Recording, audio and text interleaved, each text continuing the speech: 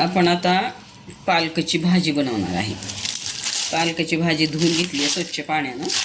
आता कट करून घ्यायची भाजी, बारीक कट करून घ्यायची भाजी पालकाची। आणि ह्याचा कलर हिरवा कसा राहील अशा पद्धतीने आपण भाजी बनवणार आहे। आता आपण ही भाजी कट केलेली मिक्सरच्या भांड्यामधून याला थोडंसं फिरवून बारीक करून घेणार आहे आणि मग भाजी करणार आहे। मिक्सरच्या भांड्यातून बारीक करून घेतल्यामुळे भाजी काय होते, भाजीचा कलर हिरवागार राहतो, असा पिवळट पडत नाही। आता आपण कढई गरम झालेले कढईमध्ये तेल टाकून घ्यायचं। त्याच्यामध्ये लसणाची पेस्ट करून ठेवले, लसूण टाकायचा त्याच्यामध्ये, थोडंसं हलवायचं, ह्याला लसूण लाल होऊ द्यायचा जरा।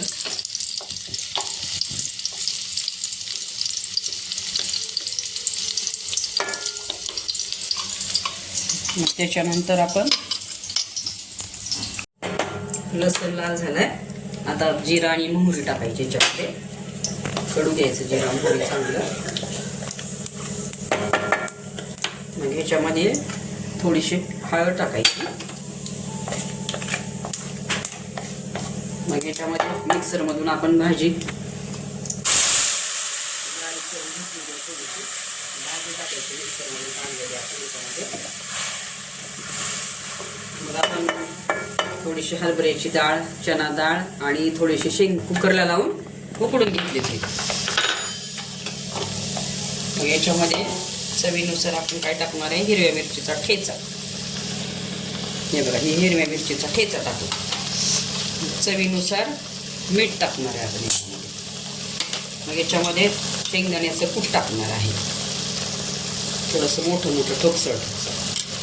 याला पूर्ण सगळं मिक्स करून घेणार आहे आपण।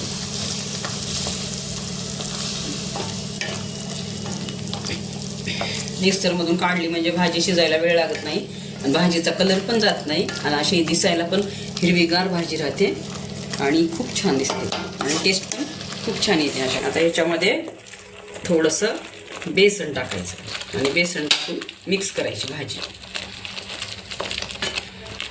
अशा पद्धतीने भाजी केली ना, हिरवीगार भाजी राहते, खायला पण टेस्टी लागते आणि चवदार लागते।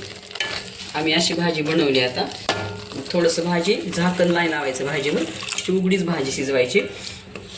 आता थोडंसं 2 मिनिट शिजवायची, जास्त नाही शिजवायचं, खूप छान भाजी दिसते।